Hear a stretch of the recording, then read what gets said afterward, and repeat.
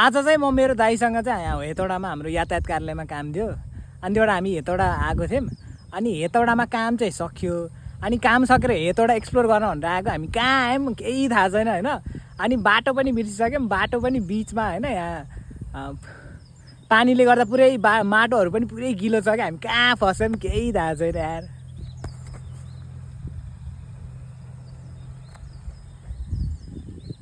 यहाँ प्लटिङ रहेछ।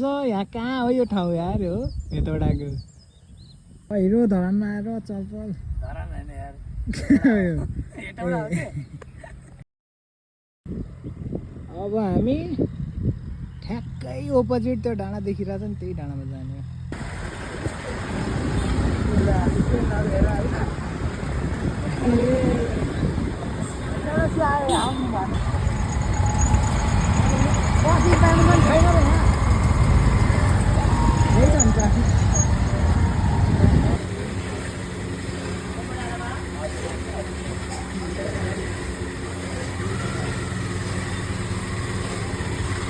हामी अघि जुन डाँडामा थियौँ ट्याक्क त्यसको अपोजिट पनि आइसकेछौँ।